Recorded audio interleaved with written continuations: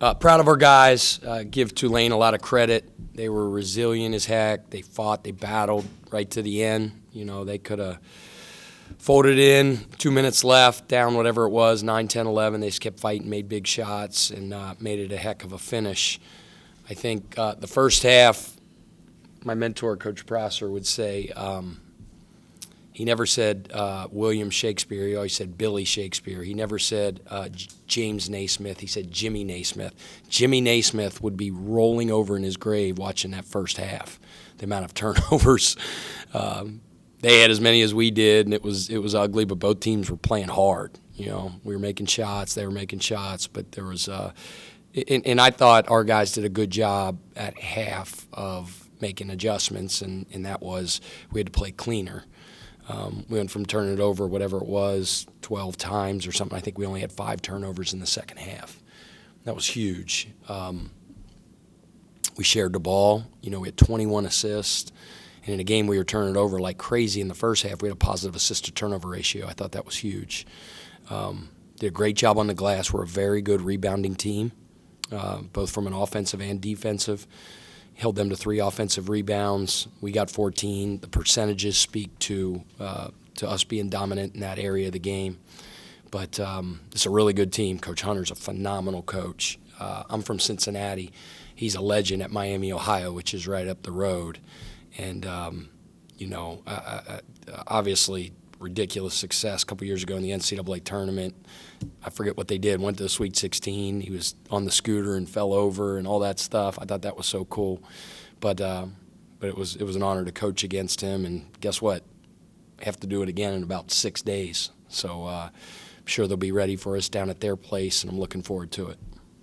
Coach, what's enabled Rain Smith to make such a seamless transition to D1 basketball? I know he played some high-level hoop. Yeah. I mean, he comes from the Australian Institute of Sport, which in my opinion's, one of the best basketball training academies in the world, and got great coaching. He's got a reputation of being a big moment guy. That's what Michael Cassidy, who's on our staff that coached Rain, Adam Caporn, the famous coach of the Australian Institute of Sport, who's now in the G League, coaching in the G League. They always said, man, he's a big lights. He's when the lights come on, he's ready. I know they played. The Boomers are the national team, and this was like a year ago or something. They were playing New Zealand. And they called all the young guys up because a lot of the pros were playing professionally in the NBA, and they had to play some sort of qualifying game against New Zealand. And it was a big moment for basically a high school kid, right? And a lot of these young kids to go up and play on that big stage. And he went in, and it was like bing, bing, bing, bing. I think he had like 5 or 6 threes. I think one of the things, too, is being a great shooter, which I wasn't. You have to have the right mentality. He's got great mechanics, right? He's got great technique, but it's his mentality. It's almost like a closer in baseball. You have to have a short memory. Great shooters always think the next one's going in, and he would go through some stretches in practice where maybe he wasn't shooting great, but man, like he never blinked, never got his head down. He wants the next shot. So I think that's a big part of it. He has an elite mentality as a shooter. What do you want to see the guys do better the next time they're closing out? Well, I mean, I think you tip your cap to Tulane.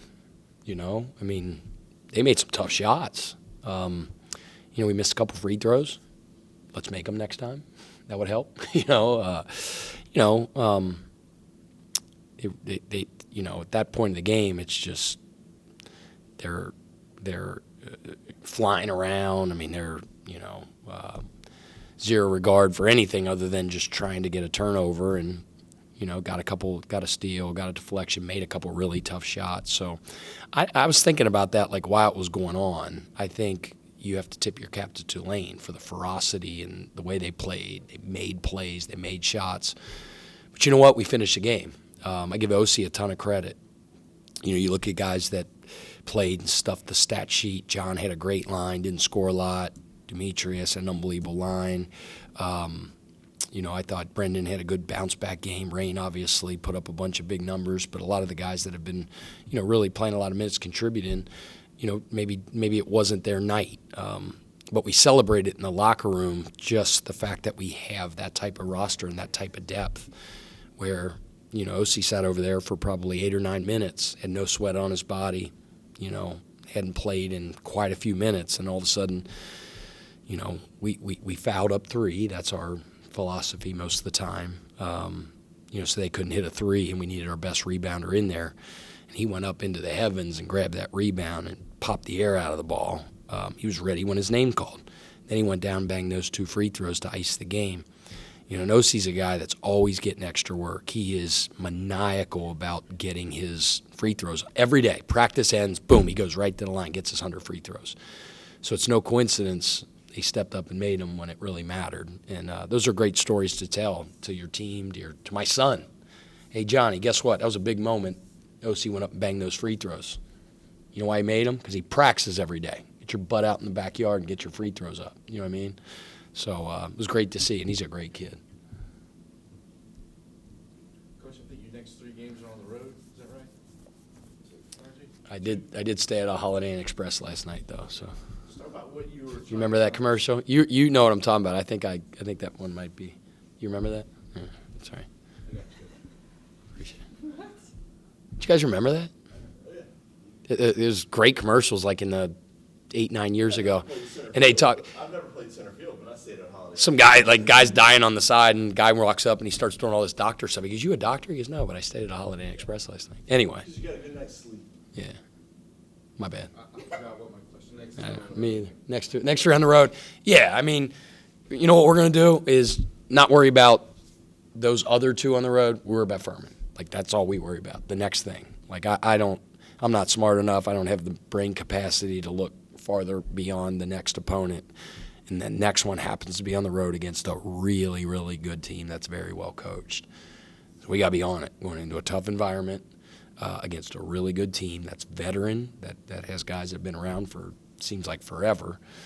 And I wasn't didn't have the pleasure of coaching in that game last year, but Tuck and OC reminded me in the locker room that they beat the doors off of us last year here. So, we know we're in for a battle against a really, really good team, and we got to prepare our butts off.